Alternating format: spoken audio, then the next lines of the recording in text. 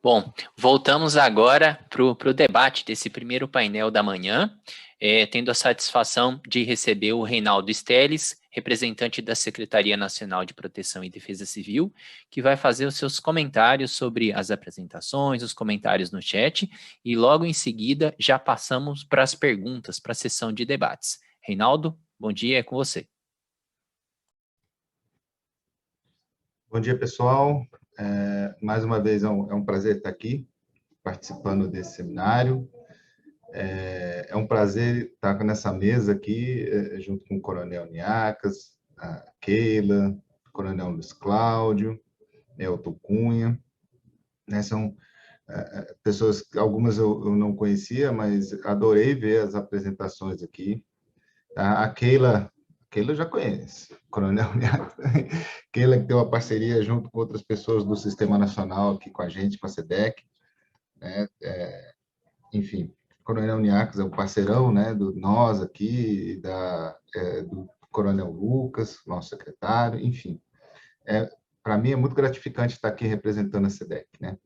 E, assim, para não tomar muito tempo, assim, obviamente, muito obrigado por todos estarem aqui, todos os demais ouvintes, estão fazendo muitas anotações no chat, e eu estava lendo aqui algumas coisas no chat, eu selecionei uma aqui para comentar rapidamente, né, que é um tópico um tanto delicado, eu diria, né? Mas eu vou começar a falar desse tópico falando do sistema municipal, federal e do sistema estadual, ou seja, do Sistema Nacional de Proteção e Defesa Civil, né?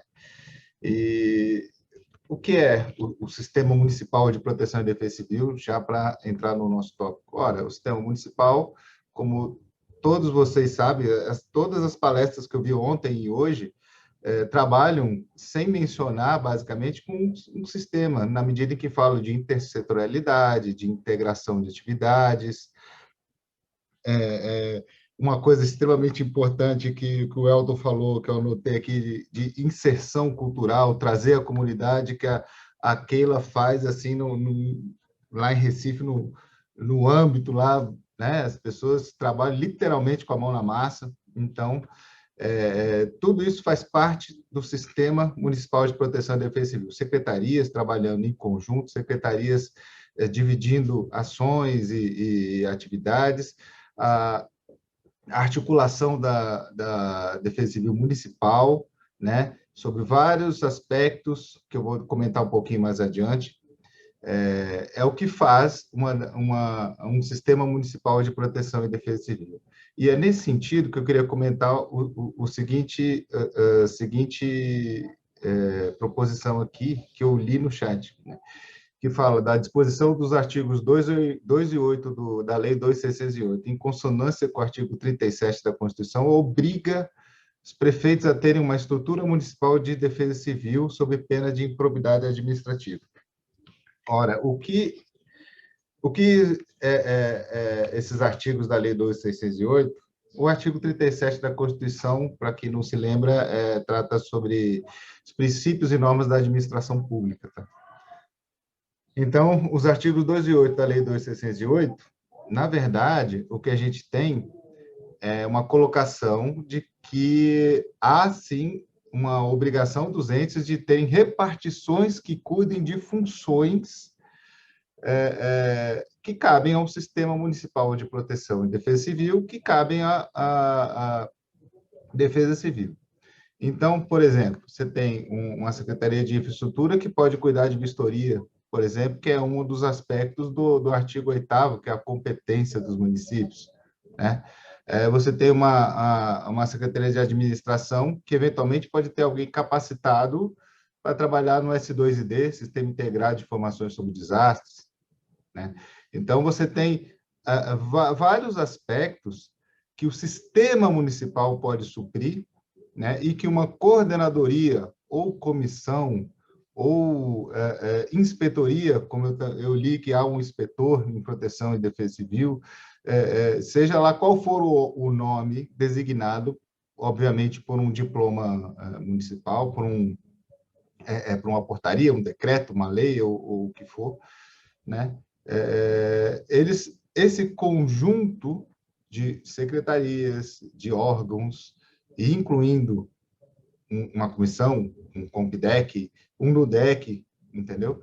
Isso tudo faz parte da Defesa Civil Municipal, tá? Então, isso tem que estar claro, porque, por exemplo, não existe uma norma que obriga a existência de uma COMPDEC, né?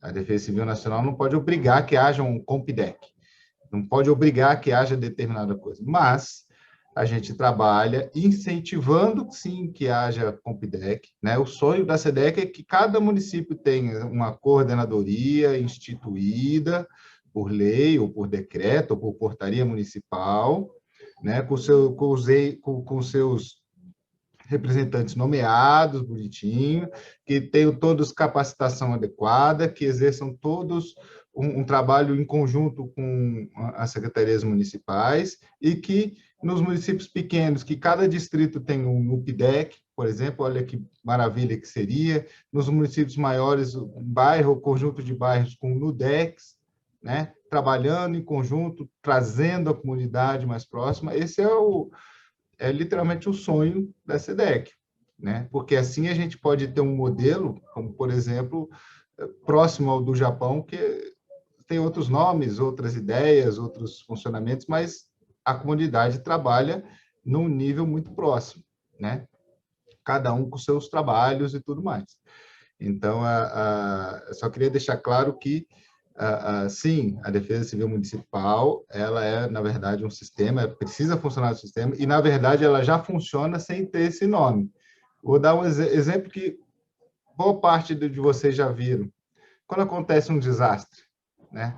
Quem é que tá atuando no desastre? Ora, é assim o COMPDEC, ou o inspetor, ou o agente público responsável, mas é o prefeito, é o cara da administração, é a assistência social, é a infraestrutura, todo mundo acaba atuando, né? De uma forma ou de outra num desastre. Porque eu estou falando de desastre porque dá para a gente visualizar melhor, né? Quem já participou de desastre sabe muito bem disso. É segurança pública, corpo de bombeiros, nem se fala, PM, todo mundo trabalha. Então, isso é um trabalho, de certa forma, sistêmico. Ele só não é exatamente sistêmico porque ele precisa estar planejado, por exemplo, num plano de contingência. Aí seria o retrato de um trabalho sistêmico numa resposta a desastre. Mas, como todos vocês já falaram, e como a gente sabe que o fundamental é a preparação, né? Preparação sobre diversos aspectos, como o Coronel Niarcas falou do programa de São Paulo, de preparação dos municípios com equipamentos, né? Isso é fundamental, né? Então, preparação, mitigação, monitoramento. Então, é disso que a gente está falando, que é o principal. E dá, sim, para os municípios trabalharem com isso. Assim, já terminando a minha fala, para deixar todo mundo falar, que a gente está com tempo curto,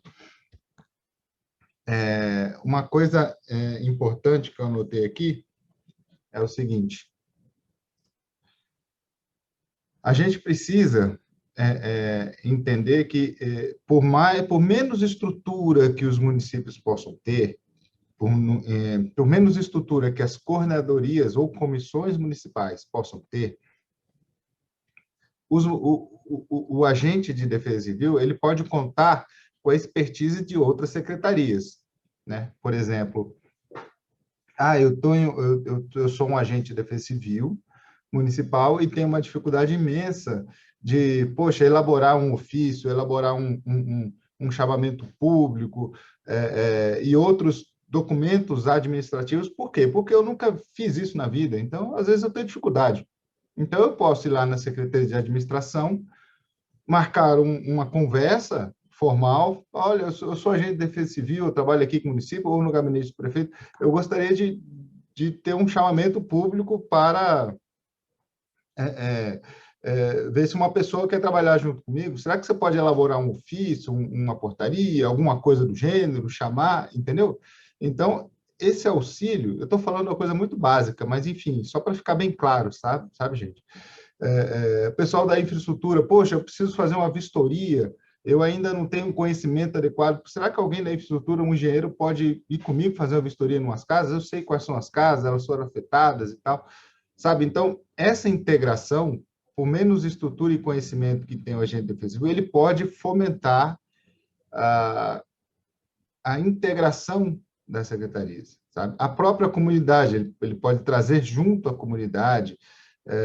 Os líderes comunitários sabem, em geral, sabem de tudo que acontece no bairro ou no conjunto de bairros do quais eles estão, tá? E, por fim, é óbvio, o responsável pela proteção e defesa civil, o cara da comissão de defesa civil, ou as pessoas da comissão, ou as pessoas do Computec, elas precisam ter capacitação, né, na melhor medida possível, né? Isso é claro, né?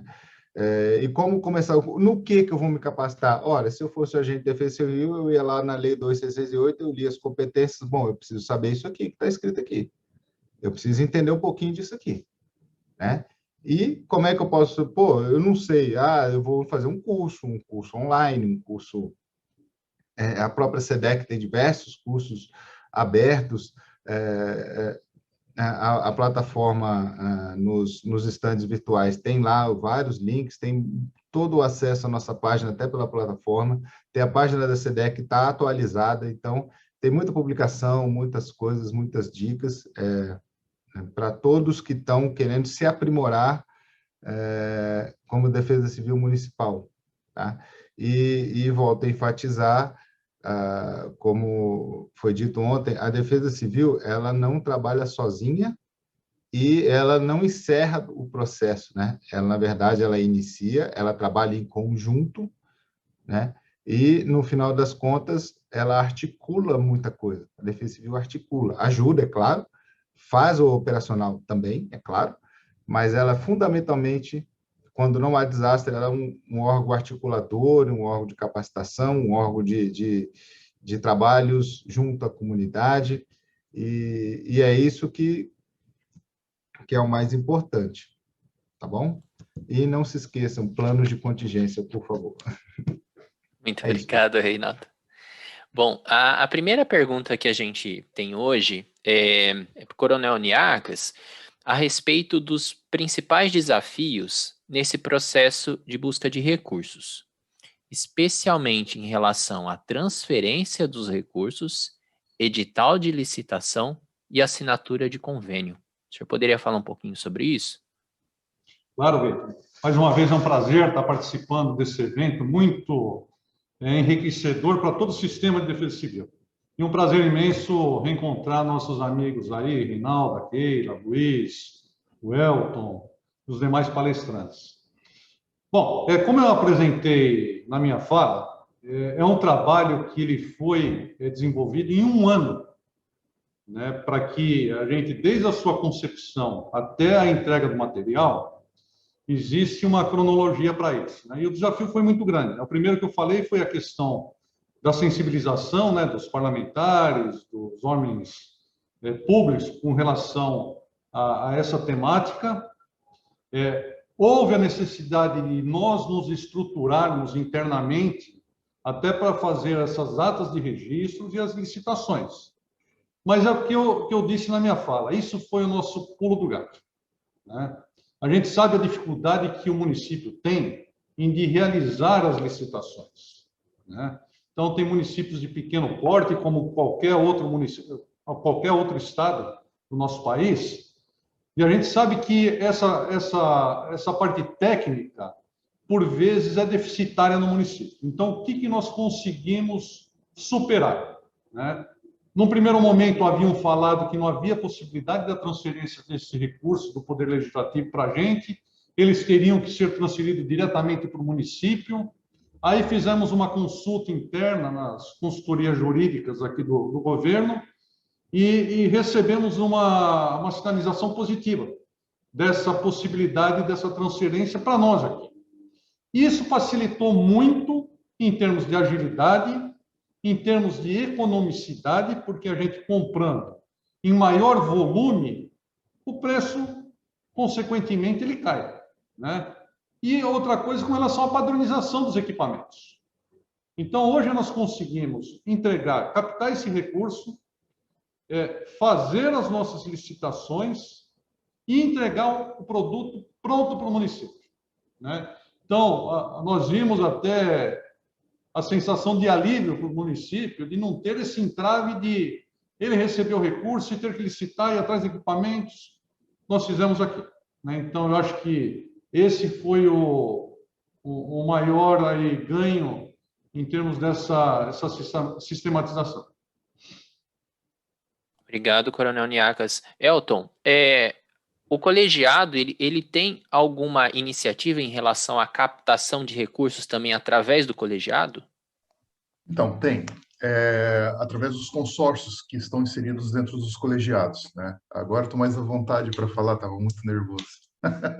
Mas, enfim, o que eu quero dizer é o seguinte, os municípios, principalmente os municípios muito pequenos, suponho de até 10 mil habitantes, assim, eles podem agregar através de colegiados e nos seus respectivos consórcios para conseguir recursos materiais ou recursos, projetos estruturais e não estruturais, né? Até adianto que também é tema do minha dissertação de mestrado em Desastres Naturais na Universidade Federal de Santa Catarina, e até contratação de serviços, ou seja, é fato que muitos municípios não conseguem manter um profissional de defesa civil no seu município, pelo tamanho do município, a questão de orçamentária, mas através do consórcio, através de outros municípios, eles podem contratar. Então, assim, são vias de acessos que você pode contornar, né, dentro da legislação vigente. Então, há essa possibilidade, sim. É por isso que o consórcio é muito importante, o colegiado é muito importante, tanto os colegiados regionais como o estadual. E é interessante replicar, porque Santa Catarina foi pioneira nesse sentido, né? E a gente fica à disposição, eu como coordenador estadual da Colegiado de Defesa Civil da FECAM, né? Fico à disposição dos outros entes federados, os meus colegas, né? Para verem a estrutura aqui, porque, como falei naquela fala, a gente não concorre com a Defesa Civil do Estado. A gente está ali para agregar junto a Defesa Civil do Estado e a Defesa Civil Federal. Então, é mais ou menos isso. Muito obrigado, Elton. A gente tem uma outra pergunta também para o Coronel Niarcas. A questão da manutenção desses equipamentos ao longo do tempo. Vocês têm alguma estratégia? Vocês pensaram sobre isso? Na realidade é o seguinte, esse repasse dos equipamentos, ele é feito através de convênios com os municípios, né? Então, a partir do momento que a gente faz a licitação, nós assinamos um convênio com o município e essa manutenção e a guarda do material fica como responsabilidade do município que recebeu esse material, né? Então, eu acho que essa parte do município, na sua manutenção, no seu cuidado, ela tem que ficar com o próprio município. Obrigado, Coronel. Justamente essa é uma das de várias perguntas que surgiram aqui, e eu vou passar também para o senhor e, de repente, para o Elton e também para a Keila, que tem a ver com a dotação orçamentária, né? As perguntas que surgiram são, os gastos com as defesas civis, eles estão previstos no orçamento municipal ou não?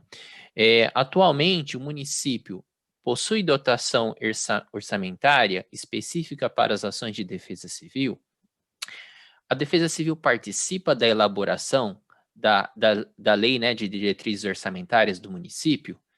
O senhor poderia comentar primeiro, Coronel Niarcas, depois eu passo para o Elton e para a Keila? Posso falar sim com relação à esfera estadual?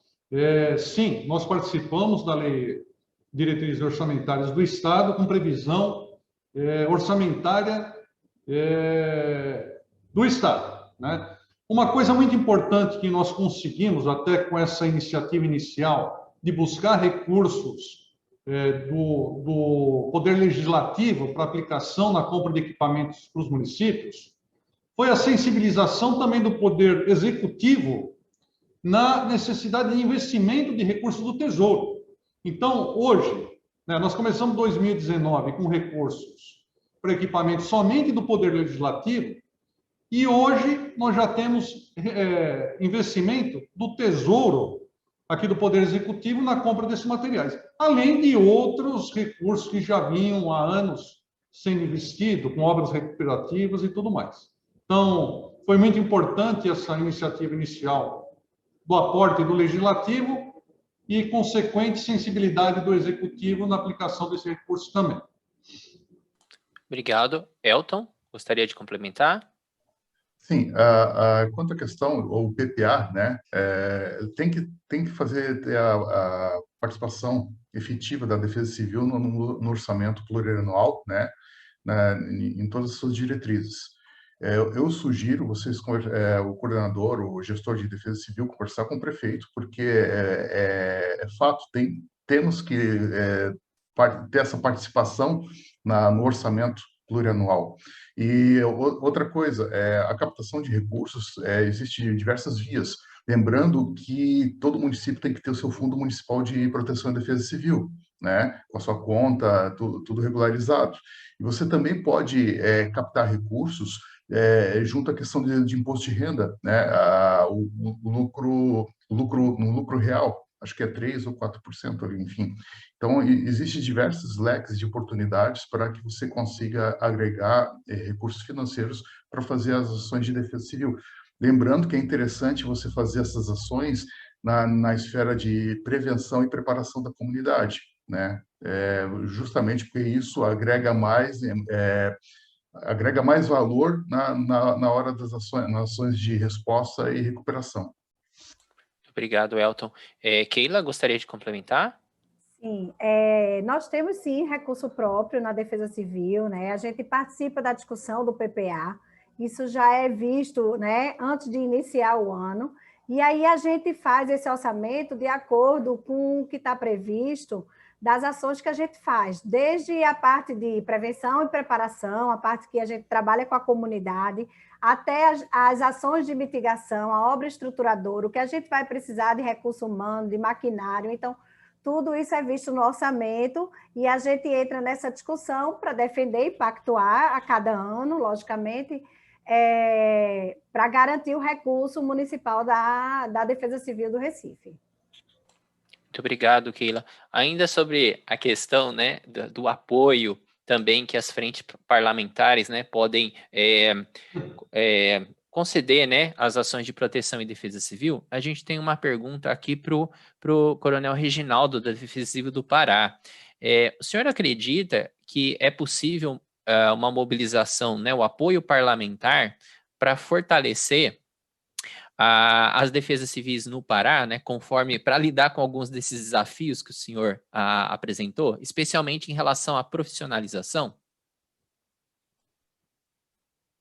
Professor Vitor, nosso cordial bom dia a todos aí, nosso abraço a todos os agentes de proteção e defesa civil que estão nessa seleta reunião.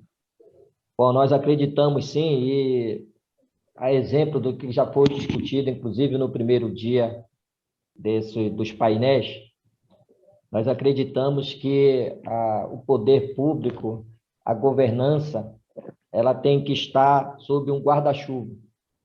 E esse guarda-chuva, a gente destaca a questão comportamental.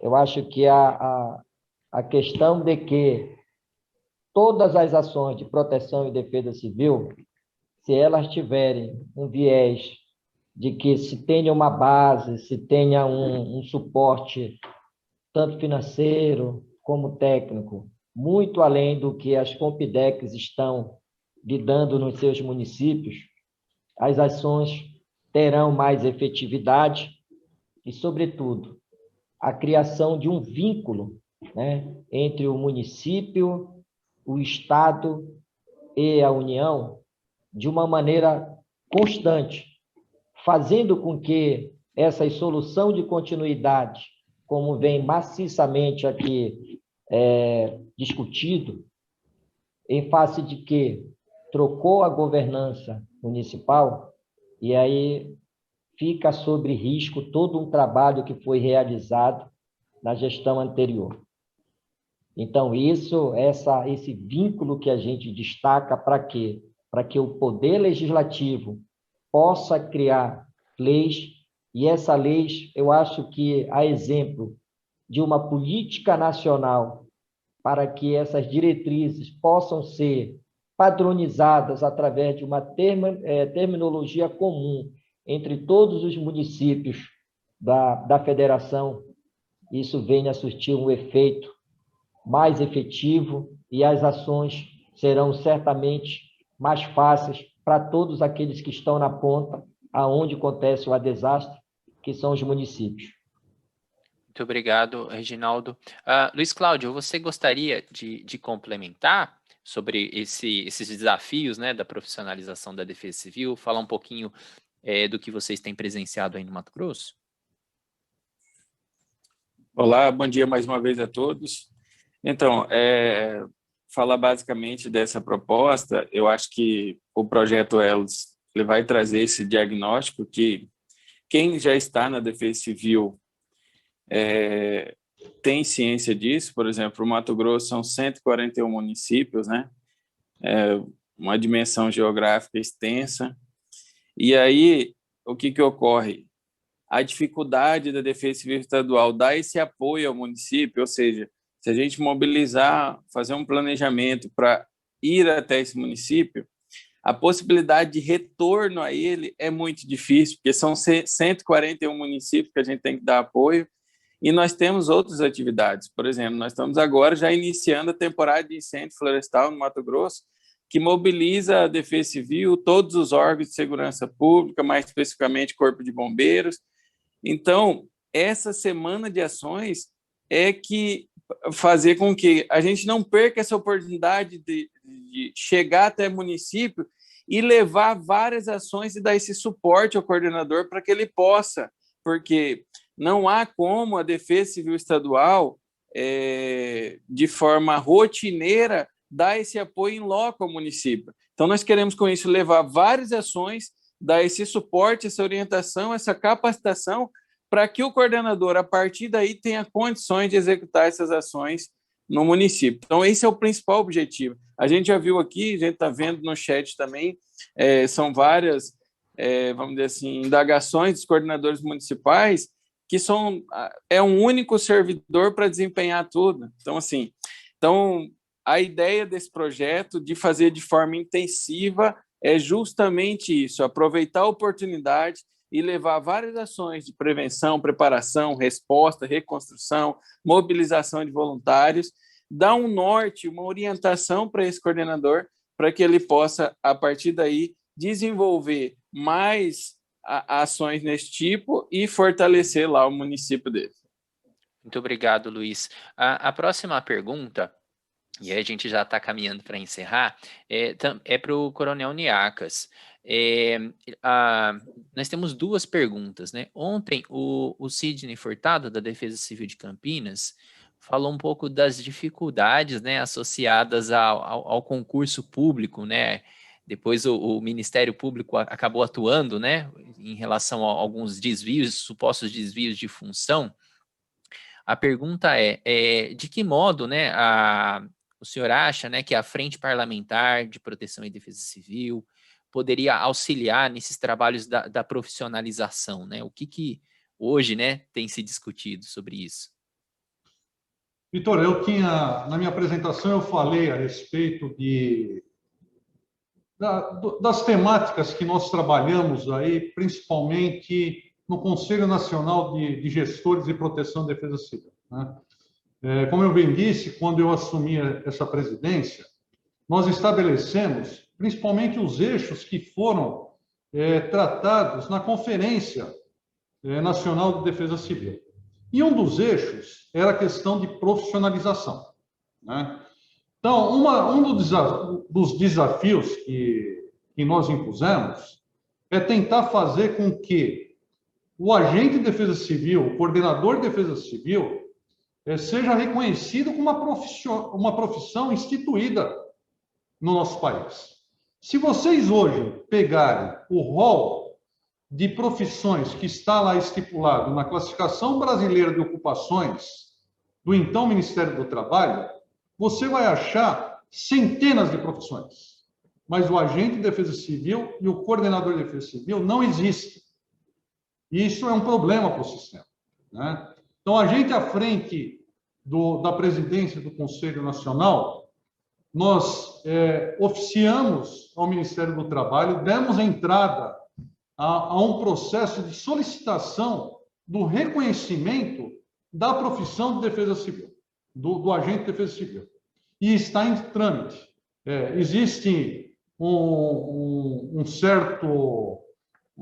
certa burocracia para isso, uma análise interna do Ministério do Trabalho, mas nós demos o primeiro passo, né? Conversei com o Cid nesses dias, do problema que ele teve em Campinas, né? Mas eu acho que a gente é um tema que nós precisamos enfrentar com uma seriedade para que o nosso agente de defesa civil ele não fique ao viés de somente numa escolha política, né? Eu acho que não só o Estado de São Paulo, mas todos os estados enfrentam isso de 4 em 4 anos, quando há uma renovação das equipes municipais, por algum motivo o prefeito não foi reeleito, toda equipe, na sua maioria das vezes, é renovada. E, por vezes, não é renovada com pessoas que tenham capacidade técnica e tenham a escolha política. Então, eu acho que a gente buscando uma profissionalização, um reconhecimento inicial federal dessa profissão do agente de defesa civil é um grande passo para que a gente tenha um sistema mais robusto. Muito obrigado, Niacas. Passo agora para o Reinaldo, para que ele possa fazer alguns comentários, né, finais, antes da gente dar os encaminhamentos da programação da tarde. Reinaldo? Bom, meus comentários finais eu concordo muito com o Coronel Niacas, eu acho que deveria sim haver uma profissão de agente de proteção e defesa civil, principalmente em âmbito municipal, nacional, mas que chegasse no município, né? Eu acho que isso é importante, né? Só para ter um contraponto rápido, na SEDEC aqui nós temos cerca de 130, 140 pessoas nos 3 departamentos, né? Que é o DAG, o DOP e o SENAD, são os nossos departamentos, e aqui nós temos entre 6 e 8 bombeiros de profissão, né? Temos o Coronel Lucas, que é coronel da PM aposentado, com uma imensa carreira em defesa civil, né? Imensa e premiada carreira, e os outros todos são concursados também, né? Basicamente duas carreiras do Serviço Público Federal, né? Analista de infraestrutura, o pessoal da parte de engenharia, basicamente, e analista técnico administrativo, como, por exemplo, é o meu caso. Mas a gente conta com algo que talvez seja mais incomum no serviço público em geral, que nossos diretores aqui, eles estão aqui na Defesa Civil há mais de 10 anos, né? Como diretores ou como outros em outras funções, mas estão aqui, né? Respirando defesa civil, gestão de risco, estratégias para o Brasil inteiro. Então, eu estou aqui há 8, então a gente fica, hora em um cargo, hora em outro, né? Mas a gente fica basicamente aprendendo e tentando mostrar e tentando criar uma estratégia adequada de proteção e defesa civil para o país inteiro e articular com o país inteiro, né? Que essa é a função básica da SEDEC. E por fim, o Elton fez na apresentação dele, algumas pinceladas importantes sobre governança e compliance, que eu vou falar no fim do dia hoje, né? Que é o último painel sobre governança, se não me engano. Hoje eu falo lá no fim do dia sobre isso. Eu gostaria de falar sobre política pública e esse ponto que é bem importante que ele falou, que tem a ver com profissionalização também, com o sistema, enfim. Aí a gente conversa depois. E, por fim, eu vou anunciar aqui que no painel de capacitação, quem vai estar aqui na SEDEC vai ser a Lidiane Souza, que é a nossa coordenadora de fortalecimento e capacitação. Aproveitem bastante e perguntem bastante para ela. Obrigado, Reinaldo. Lembrando que o painel de capacitação acontece hoje à tarde e amanhã a gente tem toda a programação voltada para a questão da governança. Bom, nós não conseguimos fazer todas as perguntas por conta do tempo, mas nossos palestrantes acompanharam essas perguntas e as apresentações deles também estão disponíveis na seção de pôsteres eletrônicos, que vocês podem ter acesso, falar com o autor, então tem diversos caminhos, né, para ter mais acesso à informação. Alguns avisos, né, importantes. Hoje pela manhã nós começamos aí com 150 pessoas assistindo ao vivo e depois esse número foi crescendo, nós chegamos agora a 367 pessoas. Então, vocês estão de parabéns, né? A própria empresa virtual fala que o debate no bate-papo aqui é bem intenso, né? Em relação aos outros eventos. Bom, só mencionando um pouquinho, né? Dessa grande diversidade que a gente tem aqui, temos a Defesa Civil de Cordeiro, no Rio de Janeiro, Araraquara, São Paulo, São Carlos, São Paulo, Campo Limpo Paulista, São Paulo, Defesa Civil de Pinhais, no Paraná, Corpo de Bombeiros do Espírito Santo, da regional, né, da RPDEC 6, Defesa Civil de Caicó, no Rio Grande do Norte, Formosa, Goiás, Coordenadoria Estadual de Defesa Civil do Mato Grosso do Sul, temos também a Defesa Civil de Afogados da Engazeira, em Pernambuco, Parobé, Rio Grande do Sul, Faria Lemos, Minas Gerais, Teresópolis, Rio de Janeiro, Congonhas, Minas Gerais, Traipu, Alagoas.